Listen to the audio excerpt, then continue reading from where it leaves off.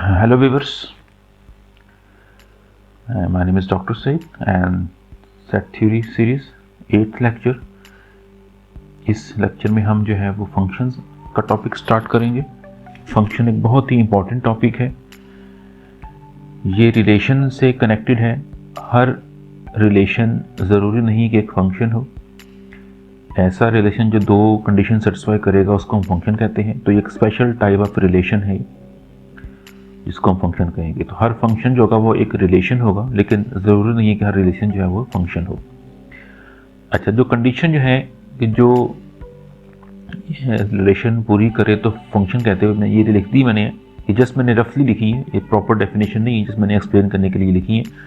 A relation is a function if it satisfies the following two conditions. ठीक, condition number 1, there is no repetition of the first element in each pair of the relation. जो कि हम जानते हैं कि जो relation होता है उसके अंदर ऑर्डर्ड पेयर होते हैं, क्योंकि ये A क्रॉस A का सबसेट होता है। तो ऑर्डर्ड पेयर का जो हर फर्स्ट एलिमेंट है उसमें कोई एलिमेंट रिपीट नहीं होना चाहिए। हाँ, अगर वो पूरा का पूरा ऑर्डर्ड पेयर रिपीट हो गया तो उसको हम वैसे ही बाहर निकाल देंगे। तो किसी भी ऑर्डर्ड पेयर के जो सारे डिस्टिंक्ट ऑर्डर पेयर हों उसमें कोई एलिमेंट रिपीट नहीं होना चाहिए। और सेकेंड कंडीशन है the domain of the relation is same as the given set. जो गिवन सेट हो, अगर उस रिलेशन की डोमेन निकालें तो वो गिवन सेट ही होना चाहिए, तो फिर जाकर उस रिलेशन को हम एक फंक्शन कह देते। इस कॉन्सेप्ट को समझने के लिए एक एग्जांपल लीजिए। x एक सेट है, 1 2 3 4 4 इसके अंदर एलिमेंट है। डिटरमिन वेदर और not each relation given below is a function from x into x। ठीक है, x इनटू x। तो इसका हुआ कि x क्रॉस s हम लेंगे, तो x क्रॉस जो x होगा उसके अंदर ऑफ कोर्स ये x के ही जो है वो ऑर्डर पे बनेंगे। 1,1 होगा, 1,2 होगा, सो ऑन, फिर 2,1।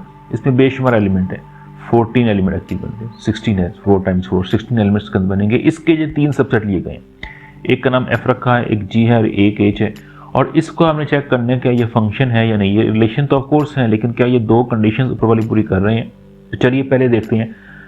अच्छा, पहली कंडीशन क्या है कि there is no repetition the first element. इसमें देखिए फर्स्ट एलिमेंट 2 है, इसका फर्स्ट एलिमेंट 1 है, इसका फिर 2 आ गया। तो देखिए जो 2 था ये यहाँ पर भी आ गया, ये यहाँ पर भी आ गया।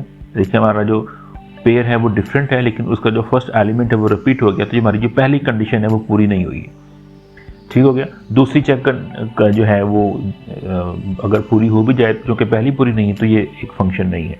तो हम कहेंगे कि f है इज नॉट अ फंक्शन।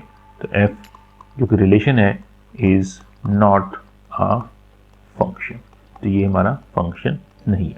चलिए अब चेक करते हैं सेकंड केस जी में देखिए 3 ऑर्डर्ड पेयर हैं। पहले का एलिमेंट जो है वो 3 है, दूसरे का 4 है और तीसरे का 1 है। तो पहली कंडीशन पूरी हो गई कि हर ऑर्डर्ड पेयर का जो फर्स्ट एलिमेंट है उसमें कोई रेपिटेशन नहीं है। What about second condition, the domain of the relation. इसकी डोमेन निकालिए, डोमेन ऑफ जी। डोमेन कैसे निकालते हैं? किसी भी रिलेशन की जो डोमेन होती है उसके सारे के सारे जो फर्स्ट एलिमेंट है उनको आप लिस्ट कर लें। इसका फर्स्ट एलिमेंट 3 है, इसका 4 है, इसका 1 है। आप चाहे ऑर्डर में लिख लें, 1 लिख लें, 2 लिख लें, सॉरी 2 इसमें नहीं है, 1 3 और देखिए 4 आ गई। ये इसकी डोमेन है।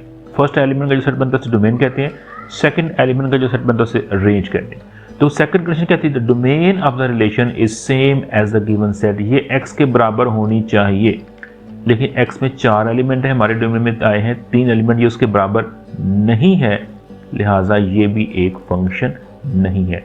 g is not a function. अब आइए थर्ड केस में h। फर्स्ट कंडीशन देखिए, पहला एलिमेंट इसका सेकंड 2 है, इसका 3 है, इसका 1 है, इसका फिर 2 है, इसका 4 है। देखिए ये 2 यहाँ पर भी आ गया, 2 यहाँ पर भी। लेकिन आप गौर करें तो ये जो ऑर्डर्ड पेयर है 2 1 और 2 1 ये वैसे रिपीट किया हुआ। तो सेट के अंदर हम तो एलिमेंट रेपिटेशन लेते नहीं है, तो ये तो वैसे इसमें हम निकाल दें क्योंकि ये तो सेम आ गया, इसको कंसिडर ही ना करें, इसके अंदर नहीं है क्योंकि सेट के अंदर हम कोई भी सेम एलिमेंट नहीं लेते। ये इसमें वैसे आप निकाल दें। बाकी चेक कीजिए 2 3 1 4 फर्स्ट एलिमेंट में कोई रेपिटेशन नहीं है, फर्स्ट कंडीशन इज सेटिस्फाइड। और इसकी आप डोमेन लीजिए, डोमेन आप जो h है इसके फर्स्ट एलिमेंट को अरेंज कीजिए, 2 है, 3 है, 1 है, 4 है, तो उसमें 1 भी आ गया, 2 भी आ गया, 3 भी आ गया, 4 भी आ गया। तो देखिए ये x के बराबर आ गई। ये दोनों कंडीशन पूरी हो रही हैं, तो h is a function. h जो है वो एक फंक्शन को रिप्रेजेंट कर रहा है। तो अगर आपको रिलेशन दिया जाए तो आप ये दो कंडीशन चेक करके बता सकते हैं कि ये एक फंक्शन है या नहीं है। लेकिन फंक्शन का जो कॉन्सेप्ट है ये सिर्फ रिलेशन की फॉर्म में नहीं आता, ये और फॉर्म में, डायग्राम फॉर्म में भी आ सकता है। तो उसको में हम कैसे चेक करें कि ये फंक्शन है या नहीं है। चलिए इसकी दूसरी डेफिनेशन देखते हैं। मतलब डेफिनेशन तो उसकी वही है लेकिन उसका वर्जन और है। A function is a rule between two non empty sets A and B written as, इसको आप लिख सकते हैं F such that A from function from A to set B, function from A to B. ठीक हो गया, इसको इस तरह लिखते हैं which assigns each element A of A with a unique element b of p। इसमें जो दो वर्ड है ना, ईच एलिमेंट सेट ए का और यूनिक एलिमेंट, इसको ये यही दो वो कंडीशन जो पहले पढ़ चुके हैं, वो उसकी बस उसको लिखने का अंदाज ही है, ये वही दो कंडीशन है। ईच एलिमेंट ऑफ ए, ये फर्स्ट मेथड ले रहा हूँ, इसको मैं ए कह देता हूँ और इसका बी कह देता हूँ। और हम जानते हैं कि इसको हम डोमेन कहते हैं। ये जो फर्स्ट एलिमेंट होता है ये उसकी डोमेन को ही रिप्रेजेंट करता है और जो सेकंड होता है ये उसकी रेंज को रिप्रेजेंट करता है। तो देखिए ए का ईच एलिमेंट, हर एक एलिमेंट जो है वो बी के एलिमेंट के साथ, यूनिक एलिमेंट के साथ उसका रिलेशन होना चाहिए। इधर ईच नहीं है, यानी इधर बी का बेशक सारे एलिमेंट से रिलेशन ना हो लेकिन ए के सारे एलिमेंट का रिलेशन होना चाहिए। वो जो थी ना कंडीशन के उसका डोमेन, उसका आप डोमेन निकालें और वो एक्स के बराबर आना चाहिए, वो यही कंडीशन थी कि आपका हर एलिमेंट जो है वो कहीं ना कहीं रिलेटेड होना चाहिए। और यूनिक का मतलब था कि उसमें जो फर्स्ट पेयर है वो रेपिटेशन ना आए, वो इस यूनिकनेस से वो बात आ रही है। तो देखिए यहाँ अगर मैं सपोज करें एक एलिमेंट ए लेता हूँ और एक बी लेता हूँ और इस तरह इसको मैं रिलेट कर देता हूँ, तो ये देखिए इसका अगर एक एलिमेंट है तो वो उस एक से रिलेट है, लेकिन अगर इसमें एलिमेंट और भी हो सकते हैं, मैं इसको A1 B1 का देता हूँ और एक और टू लेता हूँ A2 और देखिए इसको मैं B2 से करता हूँ, एक मैं एलिमेंट A3 लेता हूँ और इसको मैं B3 से करता हूँ और इसके बाद यहाँ मैं एक और B4 ले लेता हूँ, इसको मैं इधर कहीं से रिलेट नहीं करता। तो A में 3 एलिमेंट लिए मैंने, B में 4 लिए। अब देखिए कंडीशन क्या है कि A का ईच एलिमेंट, हर एक एलिमेंट जो है वो उससे रिलेट होना चाहिए। क्योंकि A में थे 3 एलिमेंट तो देखिए तीनों की तीनों रिलेट हो गए, तो ये वाली कंडीशन पूरी हो गई। दूसरे में होता है यूनिक एलिमेंट, A1 का जिससे रिलेशन आए उसके अलावा उस सेट में कोई और एलिमेंट से ये A1 का रिलेशन ना हो, उससे कनेक्टेड ना हो, सिर्फ एक से कनेक्ट हो। तो देखिए A1 का कनेक्टेड सिर्फ एक पे है, A2 का सिर्फ B2 के साथ है, A3 का सिर्फ B3 के साथ है। तो ये दूसरी यूनिकनेस की कंडीशन पूरी हो रही है। तो ये एक फंक्शन को रिप्रेजेंट, ये डायग्राम है ये एक फंक्शन को रिप्रेजेंट कर रही है। ये एक फंक्शन है from A to set B। इसमें देखिए सेट B का एक एलिमेंट बाकी रह गया, इस पे कोई कंडीशन नहीं है क्योंकि B के ईच एलिमेंट का होना जरूरी नहीं। हाँ, इधर अगर एलिमेंट एक बाकी रह जाएगा तो वो फंक्शन नहीं होगा, या इधर एक एलिमेंट के 2 इमेज आ जाएंगे तो वो भी एक फंक्शन नहीं होगा। लाइक अच्छा, इससे बाद कुछ नोटेशन देख लीजिए। इस 1 जो A सेट का एलिमेंट है इसको एलिमेंट या वैल्यू कहते हैं, और जो B का जिससे वो उसका रिलेशन है उसको उसका इमेज कहते हैं। यानी जो B1 है, ये B1 क्या है, ये उसका इमेज है। ठीक है, B1 जो है is an image of value A। ठीक है, और इसको लिखने का तरीका क्या होता है, इसको हम लिखते हैं कि जो A1 होगा, यानी ये जो B1 होगा, ये बराबर होगा किसके, इस पे जब अप्लाई करेंगे फंक्शन, यानी ये f ऑफ A के बराबर होगा। इसको पे लिखते हैं, यानी ये जो B1 है ये दरअसल इसका इमेज है, ये f ऑफ A1 है। ये जो B2 होगा ये इस पे f अप्लाई किया A2 पे तो यहाँ तक पहुंचे, तो ये f ऑफ A2 है। इसका ये क्या बनेगा, ये f ऑफ A3 बनेगा, और ये नहीं f ऑफ A4 होगा क्योंकि यहाँ तो सिर्फ किसी से इसका रिलेशन नहीं है। यानी इसको पे इस तरह उस नोटेशन को लिखा जाता है। यानी आप ये भी कह सकते हैं यहाँ पे A1 का तो यहाँ जस्ट f ऑफ A1 कहते हैं, डजंट मैटर, वो आपका इमेज ही बनेगा। f ऑफ A वाली होती है वैल्यू, वो आपके रेंज में होती है। अच्छा, यहाँ पे एक सेट और लीजिए, ये अब इस तरह आप इसको A लीजिए और इसको आप B लीजिए और इसके दरमियान आप फंक्शन ले लीजिए, इसको नाम आप f की बजाय g रख दें, और यहाँ आप ले लिए एलिमेंट, एक ले लें आप A ले लें, एक B ले लें, C ले लें और D ले लें, या 1 2 और 3 ले लें, और देखो आप A को इस तरह आप इनको जो है वो रिलेट कर दें। ये डायग्राम, क्या ये एक फंक्शन है? पहली कंडीशन जो डोमेन के तमाम एलिमेंट B के किसी ना किसी एलिमेंट से रिलेट होने चाहिए, ये पहली कंडीशन पूरी नहीं हो रही है बिकॉज देखिए ये C एलिमेंट था, ये किसी से रिलेट नहीं हो, तो पहली कंडीशन पूरी नहीं हुई। तो ये एक फंक्शन नहीं है, this is no longer a function, अलबत्ता ये एक फंक्शन था। अच्छा, अब आगे एक और एग्जांपल ले लेते हैं। चलिए इसका यहाँ इसको सेट ए लेते हैं, इसको बी लेते हैं और इनके दरमियान जो है रिलेशन लेते हैं, इसका नाम आप अब एज कर लें।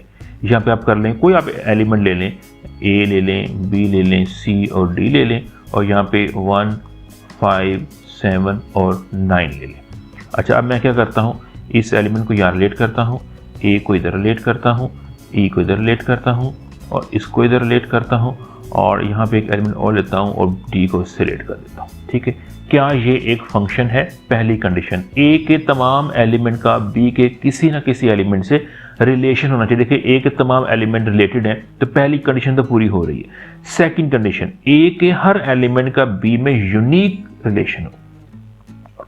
देखिए, ए का रिलेशन 1 के साथ भी है और ए का 5 के साथ भी आ गया, तो ए के 2 रिलेशन आ गए, लेकिन ये यूनिक नहीं है। यूनिक का मतलब है कि एक सेट के जो तमाम एलिमेंट, जो डोमेन के तमाम एलिमेंट हैं, इनका यूनिक यानी सिर्फ एक ही रिलेशन होना चाहिए और ये पहला एलिमेंट जो है वो उसका यूनिक नहीं है। अगर बाकियों के यूनिक हैं भी सही, क्योंकि एक एलिमेंट मिल चुका है जिसका इमेज यूनिक नहीं है, तो ये फंक्शन की डेफिनेशन पूरा नहीं कर रहा। इट मीन जो एज है ये एक फंक्शन नहीं है।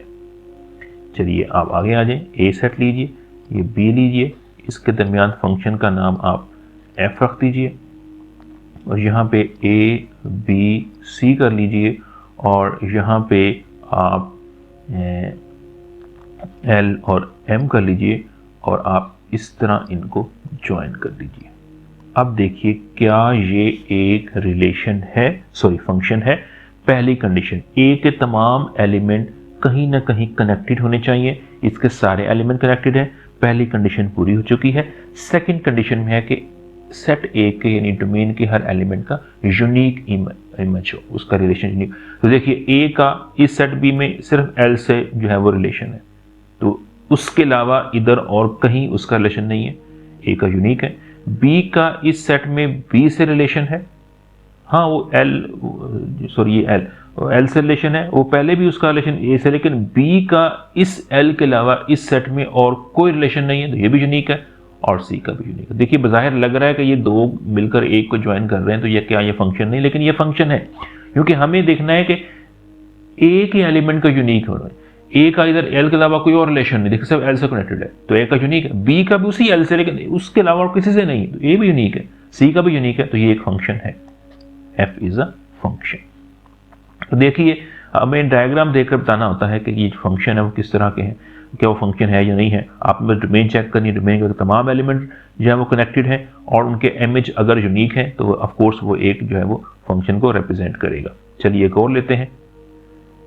इस केस में आप ऐसा कीजिए कि यहाँ पे लीजिए आप नेचुरल नंबर लीजिए, जो क्या होते हैं 1, 2, 3, 4 सो ऑन, इन्फिनिट नंबर ले रहा हूँ, और यहाँ पे जो है आप इसका नाम आप ऐसा रख लीजिए। इसके अंदर क्या है, इन नेचुरल नंबर के स्क्वायर्स हैं, यानी यहाँ पे जो फंक्शन में डिफाइन कर रहा हूँ वो इस तरह है कि वो g ऑफ x है, और आगे मैं रूल भी लिख रहा हूँ, बिकॉज अब मैं एक रूल के तहत तमाम एलिमेंट को एक ही रूल से कनेक्ट कर रहा हूँ और मैं एलिमेंट उसका स्क्वायर ले रहा हूँ, यानी जो 1 का इमेज होगा वो इसका स्क्वायर होगा, तो देखिए वो मैंने 1 ही लूँगा, और जिस 2 का इमेज है वो इसका स्क्वायर लूँगा तो वो 4 होगा, 3 का देखिए इमेज लूँगा वो मैं 9 लूँगा, 4 का इमेज होगा वो मैं 16 लूँगा, एंड सो ऑन। ये इस तरह ये भी मूव करते जा रहे हैं, ये मूव करते जा रहे हैं, ये इन्फिनिट एलिमेंट्स हैं डोमेन में भी और रेंज के भी, और मैंने रूल दे दिया, क्योंकि अब जब इन्फिनिट एलिमेंट है मैं हर एलिमेंट को चेक नहीं कर सकता इंडिविजुअली, तो अगर मुझे एक रूल दिया जाए ऊपर, ये मैंने फंक्शन, तो फिर मैं चेक कर सकता हूँ। देखिए n के एलिमेंट, n के तमाम एलिमेंट जो कि ये 4 शो हो रहे हैं, तो जो कि हर एलिमेंट का स्क्वायर करने अंदर जो भी आप एलिमेंट लेंगे,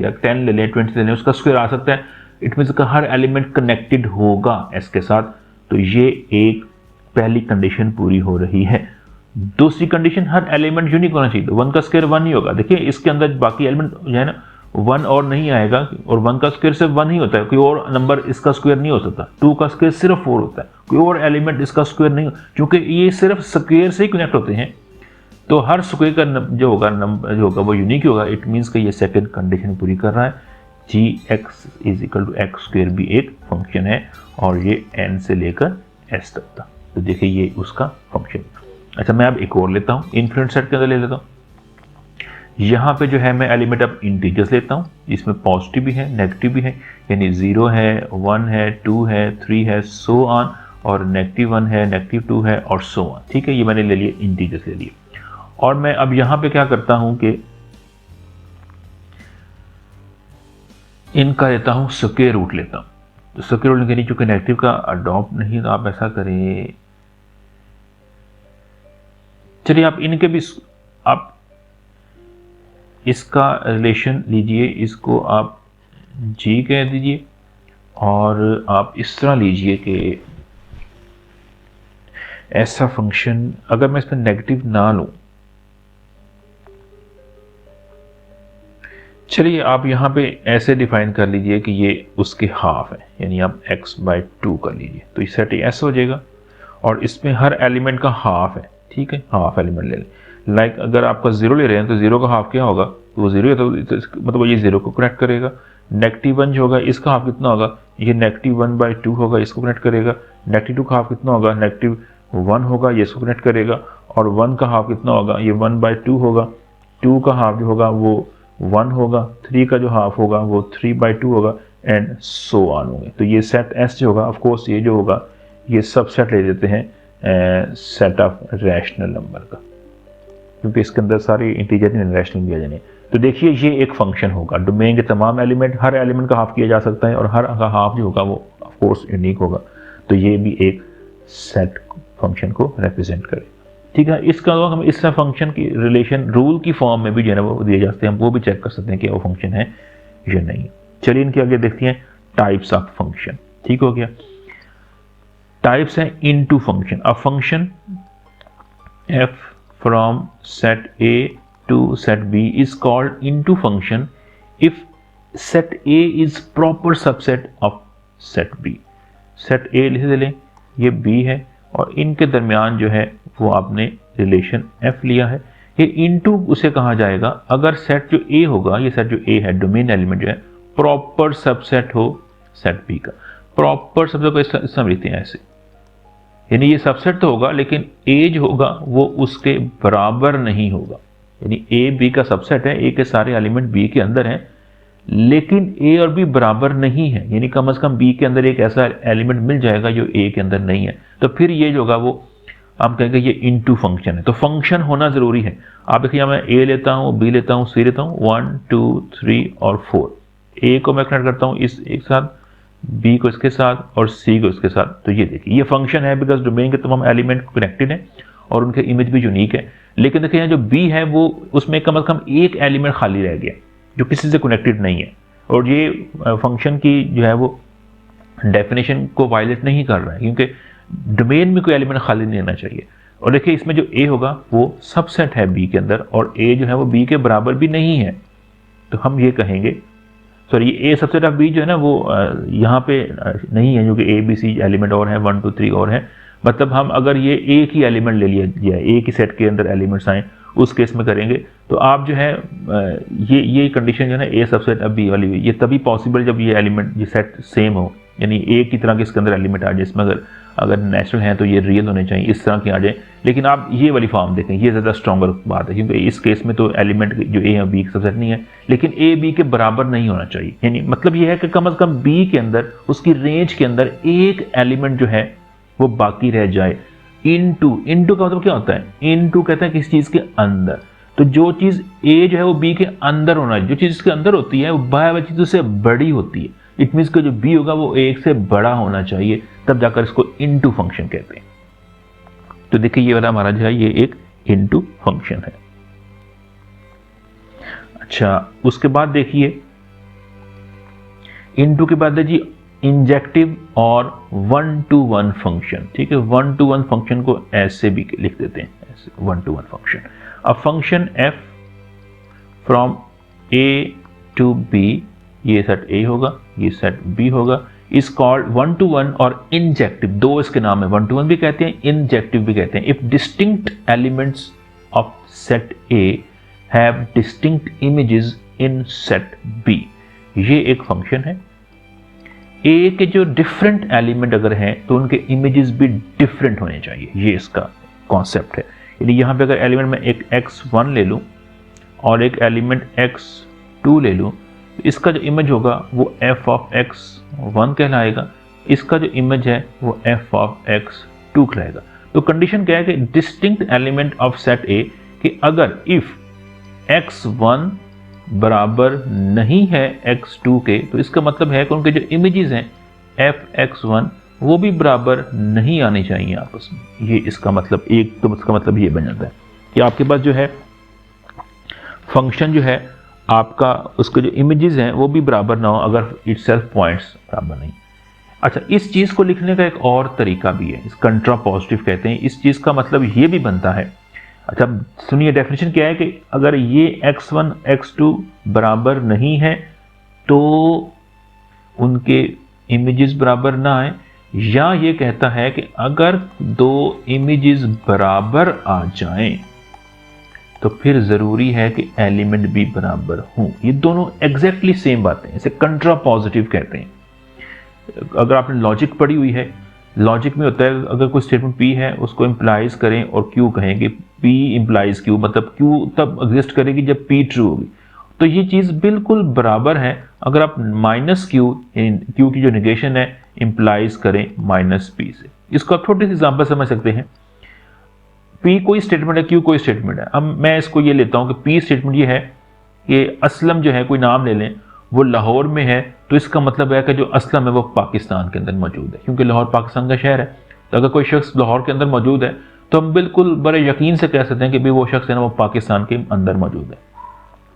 और ये बात जो है इसको अगर हम ऐसे कह दें नेगेटिव Q, नेगेटिव का मतलब ये बनेगा कि अगर कोई शख्स पाकिस्तान में ही नहीं है तो हम बड़े यकीन से कह सकते हैं कि फिर वो लाहौर में भी नहीं होगा, क्योंकि वो उसके अंदर।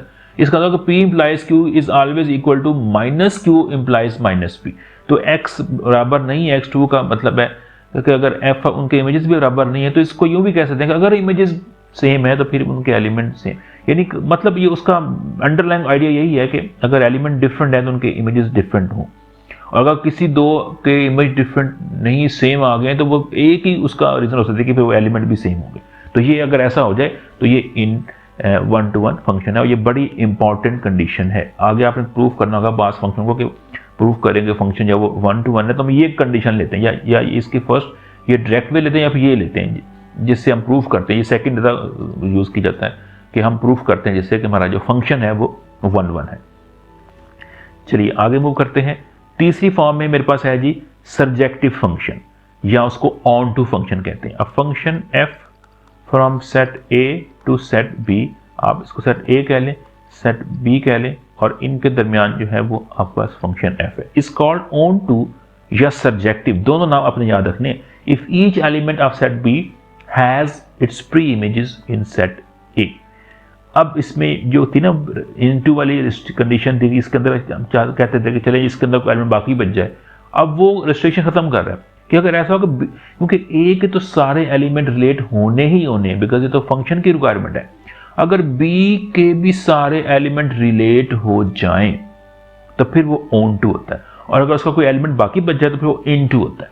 ठीक हो गया। सेट B के अगर सारा कंज्यूम हो जाए तो वो ऑन टू है इस केस में, और अगर सारा कंज्यूम ना हो तो फिर वो इन टू होता है। तो इसका मतलब ये बनता है कि यहाँ पे हर एलिमेंट के लिए B के जो एलिमेंट पड़ा हुआ है, A है, B है, C है, उसके पीछे कोई ना कोई एलिमेंट होना चाहिए। हर एलिमेंट के लिए ऐसा होना चाहिए।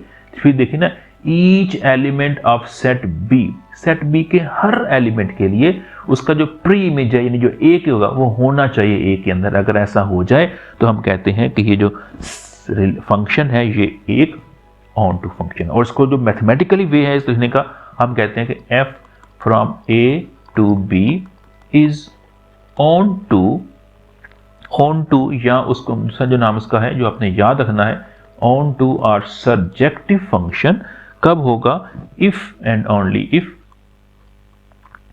फॉर ऑल, आप कोई एलिमेंट ले लें, B ले लें इस सेट B का, for all B belong to B there exist an element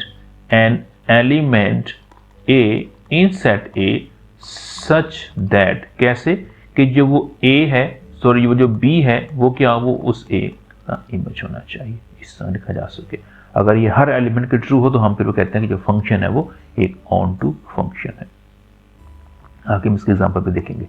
अच्छा, चौथा बहुत ही इंपॉर्टेंट फंक्शन है बाइजेक्टिव फंक्शन। अब function f from a to b, ये सेट a ले लीजिए और इसको b लीजिए, फंक्शन इनके दरमियान f है, is called bijective function if it is both 1 to 1 and onto. तो देखिए 1 1 भी होना चाहिए और ऑन टू। ऑन टू के लिए क्या है कि b का तमाम एलिमेंट कंज्यूम हो, और 1 1 के लिए क्या होता है कि अगर उनके जो है एलिमेंट सेम है तो उनके जो है वो इमेजेस भी सेम होने चाहिए। अच्छा, 1 1 का मतलब ग्राफिकली ये बनता है कि देखिए वैसे अगर यहां मैं ए बी सी लूं, यहां पे 1 2 3 4 लूं, तो 1 1 तब है कि जब हर एलिमेंट का उस एक ही इमेज होना चाहिए। ऑफ कोर्स ये फंक्शन की रिक्वायरमेंट है, लेकिन अगर हम ये भी था कि 2 एलिमेंट के एक को भी कनेक्ट कर सकते, ये रिस्ट्रिक्शन भी ना हो तो तब वो 1 1 होता है। यानी 1 1 का मतलब है कि एक के साथ एक, दोनों तरफ इधर से आए वहां से आए वो एक से एक, तो फिर वो 1 1 होता है। देखिए b का 2, ये देखिए ये फंक्शन जो है ये इस वक्त इनटू फंक्शन, बिकॉज यहाँ पे एक एलिमेंट बाकी बच गया। ये 1 1 तो है कि हर एक का एक के साथ कनेक्शन है, लेकिन ये इनटू है क्योंकि यहाँ पे एक बाकी। यहाँ मैं एक और d लेके इसको कनेक्ट कर दूं, अब देखिए ये ऑन टू है। ऑन टू के लिए b के तमाम एलिमेंट का कंज्यूम होना जरूरी है। अब देखिए ये फंक्शन जो है वो 1 1 भी है और ऑन टू भी है, तो ये अब ये बाइजेक्टिव फंक्शन है।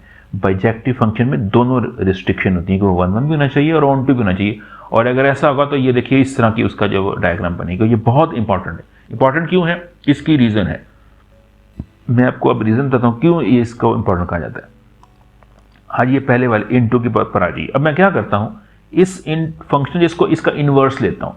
इनवर्स का मतलब है कि मैं इसके जो डोमेन और जो रेंज है इसको मैं शिफ्ट कर कन्वर्ट उल्टा देता हूँ। अब मैं इसको जो है ना b यहाँ कर देता हूँ और a यहाँ कर देता हूँ, और इनके दरमियान जो है अब मैं इसको f इनवर्स कहता हूँ। तो b में क्या थे 1 2 3 और 4 थे, और a में थे b a b c। तो देखिए a का 1 के साथ था, तो देखिए आप a को 1 से कनेक्ट कर दें, b का 2 के साथ था तो आप इसको सेंड कर दें, और c का आप 3 के साथ कनेक्ट कर दें। तो देखिए ये फंक्शन था, यहाँ पे ये इनटू फंक्शन था। अब चेक कीजिए कि ये फंक्शन है, ये फंक्शन ही नहीं है, क्योंकि डोमेन के अब डोमेन ये बन चुकी है। याद रखिए फर्स्ट सेट डोमेन होता है, इसके सारे एलिमेंट कंज्यूम्ड नहीं है, तो ये तो फंक्शन की डेफिनेशन को पूरा ही नहीं कर रहा। इट मीन्स अगर इनटू फंक्शन है उसका आप इनवर्स लेंगे तो जो f इनवर्स होगा वो फंक्शन नहीं होगा, वो डज नॉट एग्जिस्ट, वो एग्जिस्ट ही नहीं करेगा। ठीक है, इनटू फंक्शन के लिए उसका जो इनवर्स है वो एग्जिस्ट नहीं करता है। What about on 1 1 function? क्या 1 1 फंक्शन के लिए ऐसा होता है? देखिए यहाँ मैंने उसको आप एग्जांपल ले लेते हैं 1 1 की। यहाँ मैंने एक क्लियर एग्जांपल नहीं ली थी, आप a ले लें, इसको b ले लें और तुम f ले लें। यहाँ 1 2 3 4 कर लें, यहाँ पे a b c d e कर लें। तो 1 1 क्या होता है कि एक के साथ एक, कोई उसमें कहीं डबलिंग ना हो, ये ऐसे बनेगा। तो ये देखिए ये एक 1 1 फंक्शन है, लेकिन इसका एक एलिमेंट बाकी बच गया। आप चाहे तो इसको छोड़ भी सकते हैं, आप ना इसको रखें, आपकी मर्जी की बात है। आप यहाँ पे इसको जो है, क्योंकि यहाँ पे 1 1 के साथ वो इनटू भी हो सकता है ना, कोई एलिमेंट बाकी बच गया, क्योंकि 1 1 से ये कहता है कि एक का एक के साथ कनेक्शन हो। और अगर इसका आप लेंगे, इसका अगर आप निकालेंगे, इनवर्स निकालेंगे, देखिए इसके अंदर एलिमेंट मैंने 5 लिए हैं, एक a है, b है, c है, d है और e है, और यहाँ पे एलिमेंट जो है वो 4 थे। और जब इन्हें आप कनेक्ट करेंगे तो देखिए कम से कम एक एलिमेंट जो होगा वो डोमेन में बाकी बच जाएगा। और ये भी देखिए जो f इनवर्स है, b इधर लिया, a यहाँ पे लिया, ये एग्जिस्ट नहीं करता क्योंकि इसका एक डोमेन का एलिमेंट अनरिलेटेड रह गया, तो ये एक फंक्शन नहीं है। f inverse does not exist, ये एग्जिस्ट नहीं करता है। इसी तरह आप तीसरे पे आ जाइए, सरजेक्टिव के लिए आ जाइए। इसमें क्या था कि जो b का हर एलिमेंट का इधर रिलेशन होना चाहिए, ठीक हो गया। अब हर एलिमेंट का कोई ना कोई इमेज होना चाहिए। अब इसमें 1 1 की रिस्ट्रिक्शन नहीं है, तो इसका मतलब हुआ कि यहां पे अगर मैं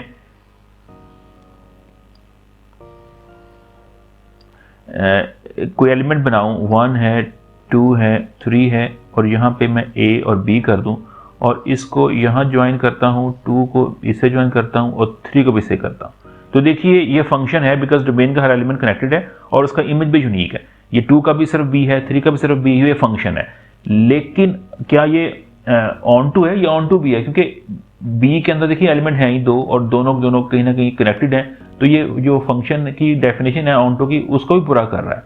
अब इसका लीजिए आप इनवर्स लीजिए। इनवर्स में क्या होगा, अब ए पहले आ जाएगा और वो वहाँ पे आ जाएगा, मैं यहाँ पे ड्रा कर देता हूँ। अब इसका जब इन्वर्स लेंगे, ये मेरे पास बी बन जाएगा और ये मेरे पास ए है, और इसका आप ऐसे इन्वर्स लीजिए, इन्वर्स बी में ए है और बी है, तो इधर देखिए 3 एलिमेंट है, 1 2 3। ए का जो कनेक्शन है वो सिर्फ 1 के साथ है, और बी का 2 के साथ भी है, और बी का 3 के साथ। क्या ये फंक्शन है? नहीं, ये फंक्शन नहीं है। क्यों? देखिए बी के 2 इमेज आ गए, बी का 2 भी आ गया, बी का 3 भी आ गया, तो देखिए एफ इनवर्स इधर भी एग्जिस्ट नहीं करता, डज नॉट एग्जिस्ट। इसका मतलब हुआ कि इन2 के लिए, ऑन2 के लिए, 1 1 के लिए उसका जो इनवर्स है वो ज़रूरी नहीं है कि वो हमेशा एग्जिस्ट करे। हाँ, आप ऐसे भी डिज़ाइन कर सकते हैं फंक्शन जो ऑन2 भी हैं और वो उनका इनवर्स एग्जिस्ट करेगा, लेकिन ज़रूरी नहीं है। मैंने एक आपको एग्जाम्पल दिखा दी है। लेकिन बाइजेक्टिव फंक्शन जब भी बनेगा, इसका आप हमेशा जब भी लेंगे, इसका आप इन्वर्स लीजिए, ये हमेशा एग्जिस्ट करेगा। ये इसकी सबसे बड़ी प्रॉपर्टी है जो आपने इस देखनी है। अगर ये एफ इन्वर्स लूँ, यहाँ मैं बी लूँ, यहाँ पे मैं ए लूँ, ये कि यहाँ बी का एलिमेंट 1 है, 2 है, 3 है और 4 है, इधर ए आ गया, बी आ गया, सी और डी आ गया। देखिए ये हैं ही 1 1 सारे एक एक कनेक्शन है, और वो ऑन टू का होता है कि बी का कोई बाकी बचना नहीं। तो देखिए ये फंक्शन की तमाम डेफिनेशन पूरी कर रहा है। इसका जो एफ इन्वर्स है वो एग्जिस्ट करता है, और ना सिर्फ एग्जिस्ट करता है बल्कि वो भी बाइजेक्टिव है। आप चेक कर सकते हैं, वो भी बाइजेक्टिव है। बाइजेक्टिव के लिए 1 1, तो देखिए 1 1 है सर, एक एक इमेज है, और ऑन टू के लिए जो उसकी रेंज है, जो कि अब ये ए रेंज बन चुकी है, तमाम एलिमेंट कंज्यूम होने चाहिए। तो देखिए जो बाइजेक्टिव फंक्शन होते हैं उनके ना सिर्फ कि ये इन्वर्स एग्जिस्ट करते हैं बल्कि उनके इन्वर्स भी बाइजेक्टिव होते हैं। ठीक हो गया। और दूसरी प्रॉपर्टी क्या इसकी होती है कि इसके अंदर एलिमेंट हमेशा बराबर होंगे। ए के जो एलिमेंट होंगे, नंबर ऑफ एलिमेंट होगा, इसको मॉड कहते हैं, ये हमेशा बराबर होगा number of elements of set B. Element itself different हो सकते हैं, इसके ए बी सी हैं, इसके 1 2 3 से मैटर, लेकिन जो उनकी तादाद है, जितने एलिमेंट ए में है उतने ही एलिमेंट बी होंगे। तो ये जो बाइजेक्टिव मैपिंग होती है, याद रखें फंक्शन को मैपिंग्स भी कहते हैं, मैपिंग्स, इनका यही भी नाम इस्तेमाल किया जाता है। तो जो बाइजेक्टिव मैपिंग्स होती हैं, ये दो सेट के एलिमेंट को सेम बराबर प्रूफ करने के लिए इस्तेमाल भी की जाती हैं। यानी हमें प्रूफ करना है कि सेट ए के एलिमेंट और बी के एलिमेंट बराबर हैं। ऑफ कोर्स अगर वो फाइनाइट है तो आप काउंट कर सकते हैं, लेकिन अगर वो इनफिनिट एलिमेंट्स आ गए तो उनके एलिमेंट बराबर तभी आएंगे जब उनके दरमियान आप एक बाइजेक्टिव फंक्शन डिजाइन कर देंगे। इसको 1 to 1 करस्पॉन्डिंग भी कहा जाता है। 1 to 1 करस्पॉन्डिंग यानी उनके दरमियान 1 1 करस्पॉन्डिंग का मतलब है कि जितने एलिमेंट ए के साथ हैं उतने ही एग्जैक्टली एलिमेंट बी के साथ हैं। तो ये तभी पॉसिबल जब उनके दरमियान में एक ऐसा मैपिंग या फंक्शन डिफाइन कर दें जो कि बाइजेक्टिव हो, मतलब वो ऑन टू भी और 1 1 भी आ जाए, जिसके आगे बड़ी एप्लीकेशन आपको नजर आएगी। प्रॉपर्टीज ऑफ बाइजेक्टिव फंक्शन में बता चुका हूं। अगर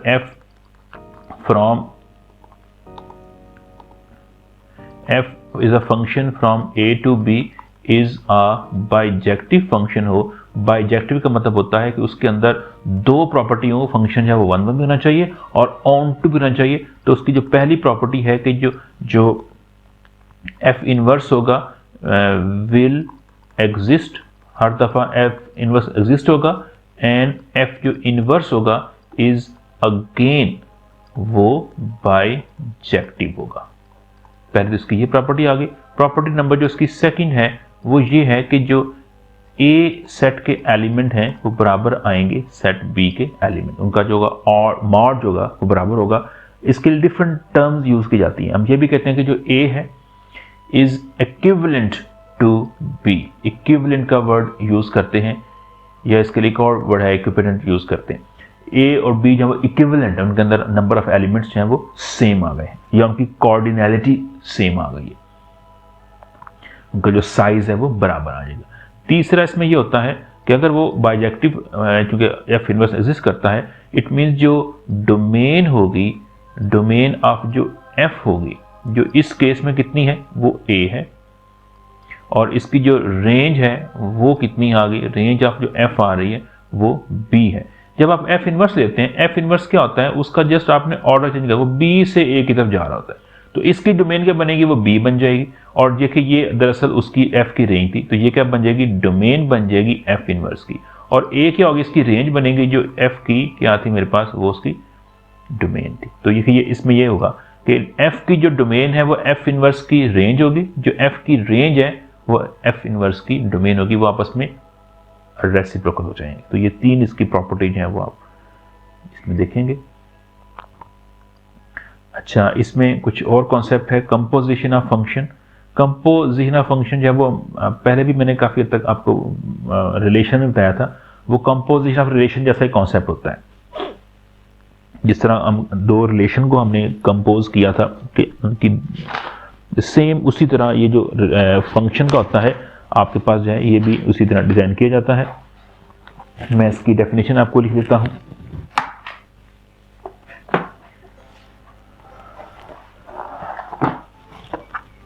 अच्छा, let f be a function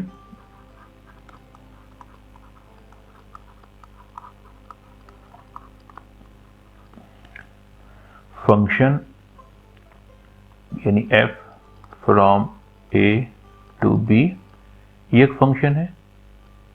and g भी a फंक्शन, g ले लें, b another फंक्शन है। यानी g जो है वो आप क्या लेंगे, ये a से b तक था, जहां ये स्टॉप हुआ है वहां इसको स्टार्ट करेंगे, सेट b से लेकर सेट c तक। ठीक हो गया। The composition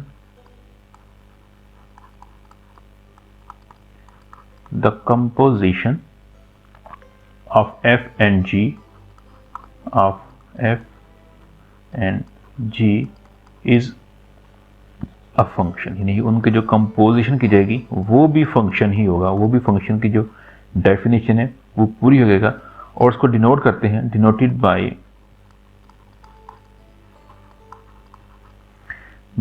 bye g of f।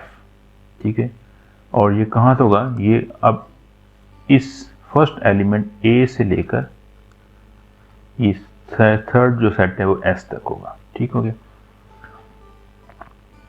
और इसको डिफाइन करते हैं, एंड इज डिफाइंड एज, यानी g ऑफ जो f होगा, अगर आप अब वेरिएबल x लेते हैं तो ये g into F of x के बराबर होगा। ठीक हो गया। अच्छा, इसका मतलब क्या बनता है कि अगर मेरे पास ये एक सेट A है और ये एक सेट B है और A और B के दरमियान जो फंक्शन है वो f है, इस तरह एक और सेट है उसका नाम C है और B और C के दरमियान जो फंक्शन है वो G है, तो आप A के एलिमेंट को B से रिलेट कर रहे हैं, फिर B से आप C को कर रहे हैं। अगर आप डायरेक्ट A से C को जाना चाहें तो वो भी आप जा सकते हैं और उसका नाम होगा G ऑफ। और देखिए A से C तक होगा, ये A से C तक होगा, तो उसको हम कहते हैं कि वो उसका कंपोजिशन ऑफ फंक्शन है। ठीक है, ये इसकी एग्जांपल दी हुई है। ये सेट A है, इसका फंक्शन B के दरमियान फंक्शन A है और G और B और C के दरमियान जो फंक्शन है वो G डिजाइन किया गया है। तो देखिए इसको जो है A के एलिमेंट 3 है, A B C, और ये देखो ये उसने रिलेट किए हुए हैं। F भी उसने रिलेट करके दिखा दिया हुआ है, G भी रिलेट करके दिखा दिया हुआ है। वो कहता है कि आप बताइए इसका G ऑफ F क्या होगा। तो देखिए यहाँ पहले इसको लिस्ट कर लें। मेरे पास जो है वो A और B फंक्शन जो F है वो क्या है, वो A से लेकर B तक है, और सेट A किससे रिलेट हो रहा है, A हो रहा है Y से हो रहा है। इसका मतलब कि जो Y है वो किसके बराबर है, वो F ऑफ A है, यानी A पे F होगा तो Y तक जाएगा। फिर B पे जब F अप्लाई करेंगे तो वो क्या बनेगा, यानी F ऑफ जो B है जब आप B अप्लाई करेंगे वो किसको जा रहा है, वो Z को, तो ये Z के बराबर है। फिर देखिए C किसको जा रहा है, F ऑफ Y को ही जा रहा है, यानी दोबारा देखिए Y को कर रहा है, तो इसमें F ऑफ जो C है वो भी Y है, यानी जो F ऑफ C है वो भी मेरे पास जो है वो Y है, यानी ये F ऑफ C की वैल्यू भी Y है, F ऑफ A की वैल्यू भी Y है। ऑफकोर्स दो एलिमेंट मिलकर एक को कनेक्ट कर सकते हैं। ठीक हो गया, ये F ऑफ के दरमियान था। और दूसरा आ जाइए, वो जो फंक्शन है वो G फंक्शन है और वो सेट B से लेकर C के दरमियान है, और देखिए X रिलेटेड R को कर रहा है। इसका मतलब हुआ कि जो R होगा वो क्या होगा, वो G ऑफ X के बराबर होगा, और R की वैल्यू इस Z से भी मिल रही है। इसका मतलब हुआ कि ये ना सिर्फ R इसके बराबर है बल्कि ये जो Z है ये भी Z के भी बराबर आएगा। ये जो G ऑफ Z होगा इसको भी इसी से करें। अच्छा, उसके बाद देखिए y किसको कर रहा है, t को कर रहा है। इसका मतलब हुआ कि जो g ऑफ y होगा वो t के बराबर आएगा। मैं यहाँ t कर देता हूँ और ये g ऑफ जो y के बराबर आएगा। और देखिए इसके बाद यहाँ पे ये तीनों उसके एलिमेंट रिलेटेड, ये उसके दरमियान उसने रिलेशन आपको दिया हुआ। अब हमने क्या फाइंड करना है, हमने फाइंड करना है g ऑफ f। ठीक है, ये फंक्शन होगा a से लेकर c तक। तो हमने a के एलिमेंट और बस c के एलिमेंट देखने हैं। ठीक है, हम इसको a b c देखेंगे और उसको करेंगे उससे कनेक्ट क्या करते हैं। तो क्या था बाय डेफिनेशन, g ऑफ जो f था ऑफ f ऑफ x ये बराबर है g बाहर आ जाएगा और f ऑफ x ये इसका रूल है, ये इसका फार्मूला, इसको डिफाइन किया जाता है। तो x एलिमेंट होगा, हम हर बार दफा इसको डिफरेंट लेंगे a के एलिमेंट। तो पहले आप लीजिए, तो पहले आप इसको a लीजिए। It mean g of f आप स्टार्ट करें a से, a इसके अंदर रखिए। तो इसको देखिए आप क्या कर सकते हैं, ये बनेगा बाय डेफिनेशन g बाहर आ जाएगा और जो f ऑफ a के बराबर आ जाएगा। ये g बाहर रहेगा और जो f ऑफ a है, आप आ जाइए सेट एक, f ऑफ a किसके बराबर है, ये y के बराबर है। तो ये g ऑफ ये y वैल्यू आ जाएगी। और g ऑफ y क्या होगा, देखिए g ऑफ y की वैल्यू आ चुकी है, ये t है। तो देखिए ये t बन गया। इसका मतलब जो a है वो किसको जा रहा है, वो t को जा रहा है। आप ये यहाँ भी देख सकते हैं कि ये जो a एलिमेंट था ये किससे कनेक्ट हो रहा है, ये हो रहा है y से, और y से जा रहा है t से। इट मीन जो a होगा वो t से कनेक्ट होगा। तो देखिए जो a हो गया वो t से कनेक्ट हो गया। ठीक हो गया, a की वैल्यू आ गई। अब b की वैल्यू फाइंड, इसी रूल से आप देखेंगे कि g ऑफ जो f ऑफ b है, ये b किसको जा रहा है, ये जा रहा है z को, और z से जा रहा है r को। तो इसकी वैल्यू क्या आ जाएगी, वो r आ जाएगी।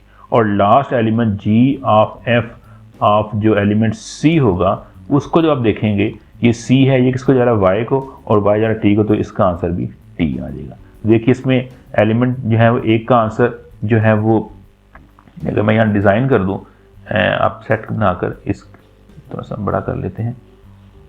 ये सेट a था, इसके अंदर a था, b था, c था, और अब हमने डायरेक्ट c को जाना है। तो हमारी डेफिनेशन अब a किससे किया है, a गया है t को, तो a का आप कर लें t के साथ।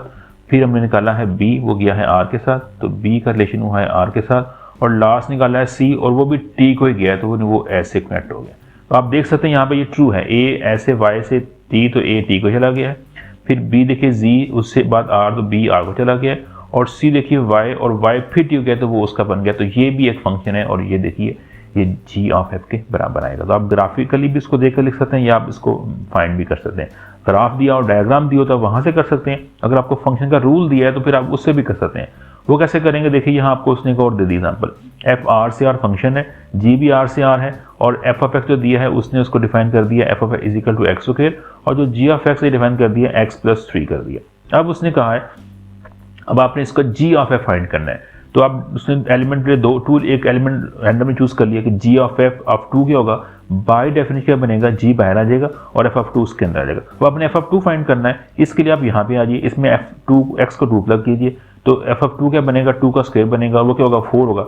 इसमें जो f ऑफ 2 है वो क्या है, वो दरअसल 4 हो गया। अब बाहर g, तो g ऑफ 4 फाइंड करेंगे तो g में आ जाए, इसमें f को 4 प्लग करें, 4 प्लस 3 7, तो जो g ऑफ 4 होगा वो 7 बन जाएगा। इट मीन जो 2 एलिमेंट है वो किसको कनेक्ट कर रहा है, वो 7 को कर रहा है। इस तरह आप एलिमेंट जो है, अब आपने f ऑफ g फाइंड करना है। अब आप उसको चेंज कर रहे हैं, ये g ऑफ f था, तो अब आपने उसको f ऑफ g करना है, तो आप उसको उल्टा रहे हैं। उसके लिए क्या करेंगे, देखिए यहाँ जब g ऑफ f था तो g बाहर था, f उसके अंदर था। अब जब f ऑफ g, तो f बाहर आएगा, g इसके अंदर आएगा। तो पहले g ऑफ 2 निकालिए, g ऑफ 2 यहाँ पे आ जाइए, x2 प्लग कीजिए, वो 5 आ जाएगा। तो g ऑफ 2 5 बन गया, उस पर f ऑपरेट कीजिए, f क्या था, f of is equal to x square. जब आप 5 करेंगे तो उसका 25, देखिए वो उसका 25। तो ये डिफरेंट होते हैं, g ऑफ f और होगा, f ऑफ g और होगा, ये बराबर नहीं आएंगे। देखिए g ऑफ जो f और a की एलिमेंट 2 लिया था, इसकी वैल्यू बराबर नहीं आई f of g of the same element. तो देखिए ये डिफरेंट आएगा, ऑर्डर मैटर करेगा यहाँ पर।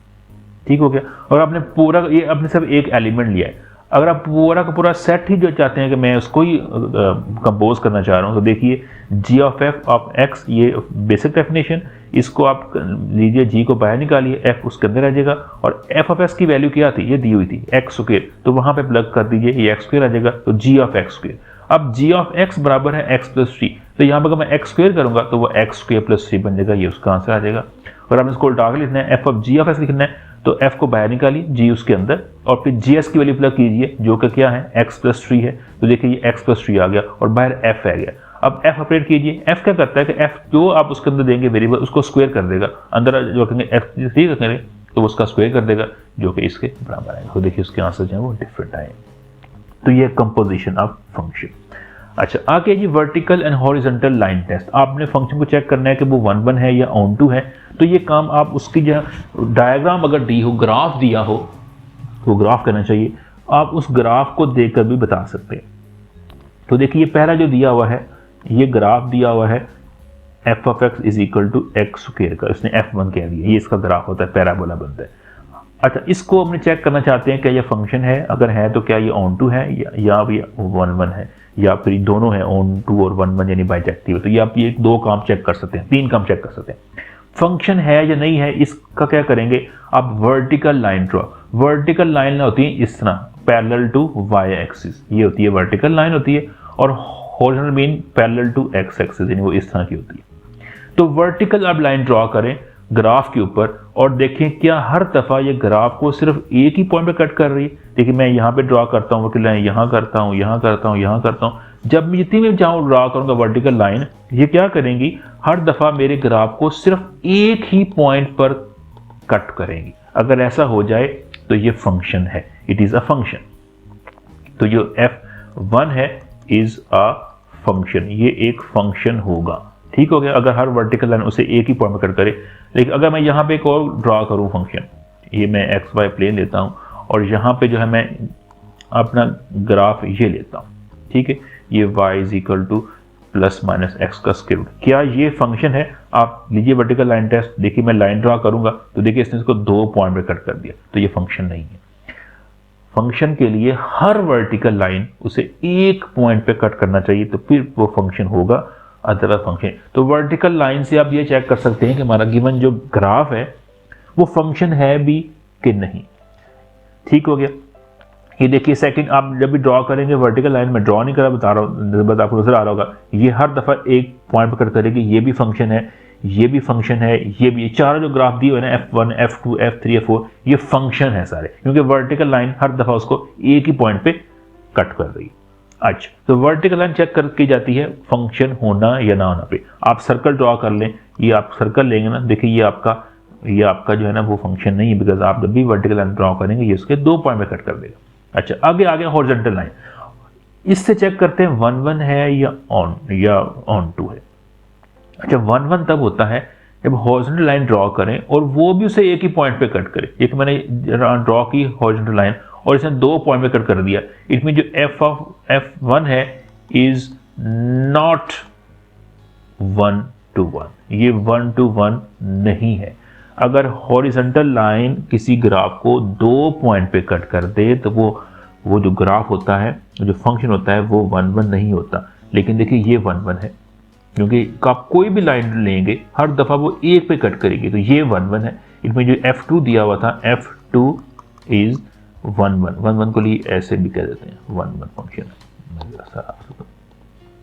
इज 1 1। लेकिन देखिए ये नहीं है, क्योंकि यहाँ पे कम से कम एक ऐसी लाइन मिल जाएगी जो ग्राफ को 3 जगह पे काट रही है। एक भी ऐसी लाइन मिल जाए तो फंक्शन जो होता है वो 1 1 नहीं रहता, f ऑफ जो 3 है इज नॉट 1 1 फंक्शन।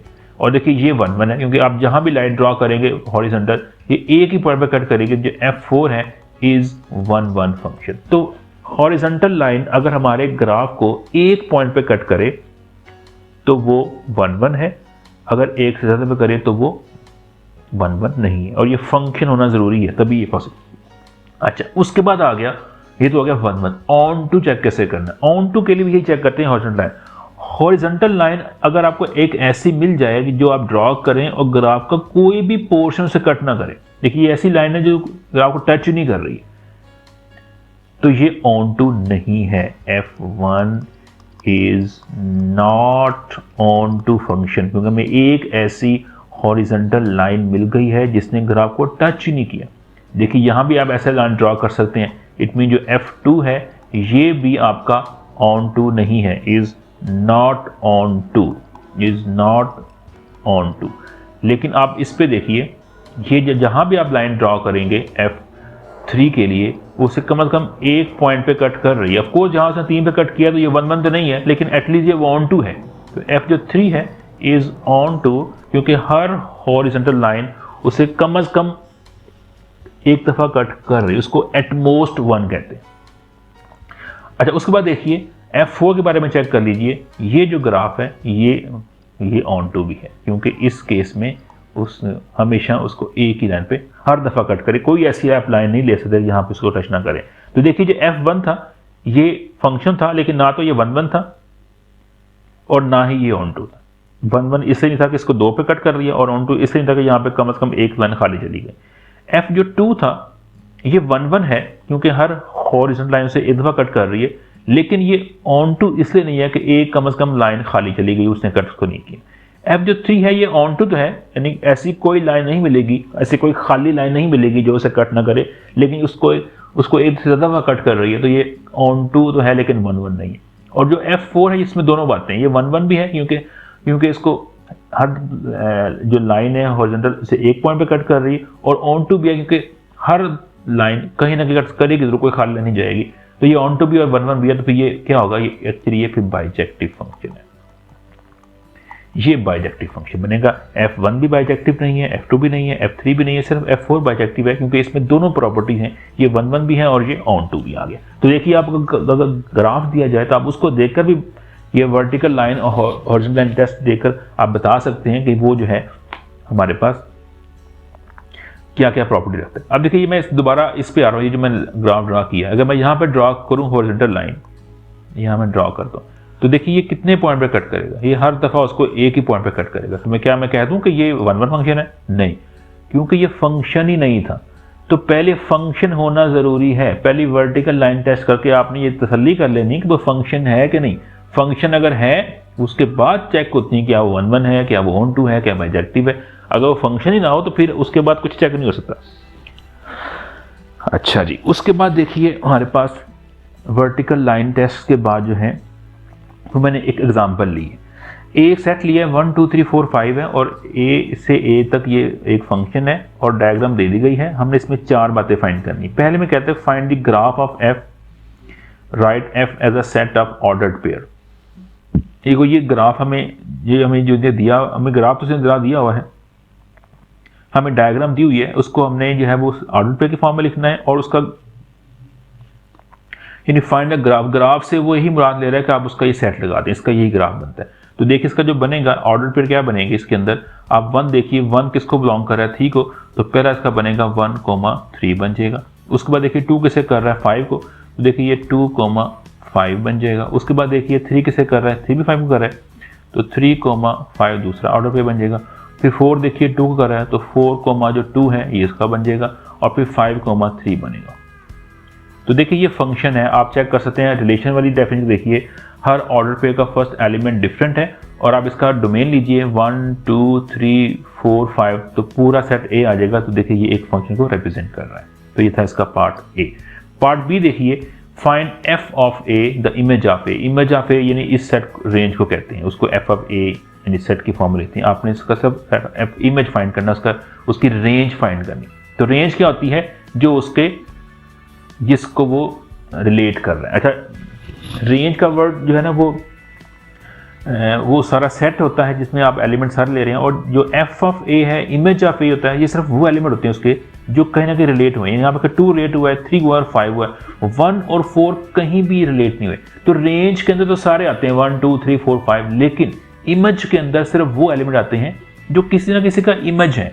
तो 2 इमेज है, 3 है और 5 है, लेकिन 1 और 4 नहीं है। तो 2 3 5 ही इसका आंसर आएगा, ये इसका इमेज होगा। रेंज होगा तो मतलब आप सारा सेट ले लेंगे। अच्छा, बाय द वे आप इसको देख कर बताएं, ये भी बता सकते हैं कि टाइप कौन सी है। ये फंक्शन तो है, तो क्या ये इनटू फंक्शन है? ये ऑफ कोर्स इनटू है, क्योंकि जो इसकी रेंज जिसके अंदर कुछ एलिमेंट बाकी बच चुके हुए हैं, तो ये उस एलिमेंट ए और बी बराबर नहीं आए हुए। तो ये देखिए ये इनटू फंक्शन है, ये ऑन टू नहीं है, बिकॉज यहाँ पे देखिए कुछ बाकी बच चुके हैं, और जो 1 1 भी नहीं है, यहाँ पे देखिए एलिमेंट के डबलिंग जो है वो भी आ रहे हैं। इसका तो इसका इन्वर्स एग्जिस्ट नहीं करेगा, ये बाइजेक्टिव भी नहीं होगा, ये सब इनटू टाइप का फंक्शन बन रहा है। अच्छा, सी में देखिए एफ ऑफ एस, फिर एस इज इस तरह ऊपर हमने एफ ऑफ ए फाइंड किया, ए हमने पूरे एलिमेंट ये लिए थे 1 2 3 5। अब इसमें सिर्फ एस के ये एलिमेंट देखने हैं कि भाई ये जो एलिमेंट है ये किस किस को जो है वो इनका इमेज क्या है। एस एलिमेंट अगर 1 है तो 1 किसको जा रहा है 3 को, तो इसमें एक 3 आ जाएगा। और देखिए इसके अंदर 3 है तो 3 किसे कर रहा है 5 को, तो इसके अंदर 5 भी आ जाएगा। इसके अंदर 5 था, 5 किसे ज्वाइन कर रहा है 3 को, तो देखिए इसके अंदर ये एलिमेंट आ जाएंगे। यानी आपने उसका एफ एस का मतलब कि आपने इस एस के ऊपर एफ ऑपरेट करना है। एस के ये एलिमेंट तो अपने हर एलिमेंट पे आप ऑपरेट करना चाह रहे हैं, यानी आप एफ ऑफ 1 फाइंड करना चाह रहे हैं। इसको यूं भी कह सकता है, देखिए इसका ये जो है ना पार्ट सी में उसने एस जो दिया है वो था इसका 1, 3 और 5। हमें एफ ऑफ एस फाइंड करना है, तो इसका आप हर एलिमेंट पे आप अप्लाई कर दें। एफ ऑफ 1 ले लें, एफ ऑफ 3 ले लें, एफ ऑफ 5 ले लें। और इसमें देखिए एफ ऑफ 1 का मतलब है कि जो 1 है उसका इमेज क्या है, देखिए वो 3 आ गया तो इसका एलिमेंट 3 आ जाएगा। एफ ऑफ 3 चेक कर सकते हैं, उसका इमेज 5 है। और उसके बाद देखिए एफ ऑफ जो 5 है वो किसका है, सॉरी एफ ऑफ जो 1 था वो 3 था, और एफ ऑफ जो 3 था वो 5 था, और उसके बाद एफ ऑफ 5 है वो 3 आएगा। तो ये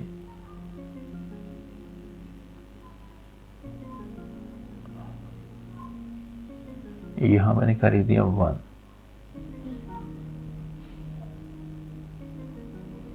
हाँ ये मैंने यहाँ ऊपर मिस्टेक कर दी थी। ये इसका एफ ऑफ 1 का 3 होगा, एफ ऑफ देखिए 1 का 3 है, एफ ऑफ जो 3 है उसका 5 है, और एफ ऑफ 5 का फिर 3 है। तो वो ऑफकोर्स चूंकि हम उसके अंदर रिपीट नहीं करेंगे तो जिसका सिर्फ आंसर आएगा 3 और 5 आएगा। ठीक है, ये सिर्फ 3 और 5 आएगा, इसके अंदर ये 1 नहीं आएगा, यहाँ मिस्टेक होगी। अच्छा उसके बाद सी हो गया, उसके बाद डी देखिए, find F inverse of T with T is 2t। अब हमने जो टी दिया हमारे पास वो क्या है, वो 2 और 3 है, और हमें क्या फाइंड करना है एफ इनवर्स ऑफ टी, ये फाइंड करना है। यानी आप इसके अंदर हर एलिमेंट का इनवर्स लेंगे, ऐसे इनवर्स लेंगे और ऐसे इनवर्स लेंगे। इनवर्स इधर से इधर एफ है, यानी यहाँ पे एफ है, और जब आप वापस इधर से आएंगे तो फिर वो इनवर्स को रिप्रेजेंट करता है। तो एफ ऑफ इनवर्स 2 का क्या मतलब बनता है, आप देखेंगे यहाँ पे जो 2 है वो किस एलिमेंट से कनेक्टेड, वो 4 से कनेक्टेड है। इसका जो एफ इनवर्स 2 है वो 4 है। एफ इनवर्स 3 का मतलब इधर 3 देखें और इधर किससे कनेक्टेड वो 5 है, तो इसका आंसर 4 और 5 आएगा। तो देखिए ये एग्जांपल में हमने जो है फंक्शंस की डेफिनेशन यूज करते हुए इसका आंसर फाइंड कर लिया। अच्छा बस ठीक है, इसमें इतना ही था। ये देखिए अब इस लेक्चर में हमने जो है फंक्शंस को डिफाइन किया, उसकी डिफरेंट टाइप्स देखी, रेशंस की फॉर्म में, डायग्राम की फॉर्म में, और फिर हमने उसके जो कंपोजिशन फंक्शन देखे, और हमने उसमें अंदर बाइसेक्टिव फंक्शन और उसकी प्रॉपर्टी को जो ऑब्जर्व किया है। फंक्शन का टॉपिक इतना ही है। इसमें क्वेश्चंस कब से दिए हुए हैं आपकी शाम से इसकी बुक के अंदर सॉल्व हैं, उनको पहले सॉल्व कीजिए, कि मैंने उसमें से एग्जांपल 2 दिन यहाँ पे शो की हैं, और बाकी इसके अंदर फिर अनसॉल्व भी होते हैं, उनको भी आप अटैम्प्ट कीजिए। हम फिर नेक्स्ट लेक्चर में जो है वो सॉल्व करेंगे कोऑर्डिनैलिटी। 2 सेट दिए जाएंगे, हमने बाइसेक्टिव फंक्शन के लिए ये बताना होगा कि ये सेट हैं ये इक्विवेलेंट सेट हैं, और वो हम उसको प्रूफ करेंगे। Thank you for watching.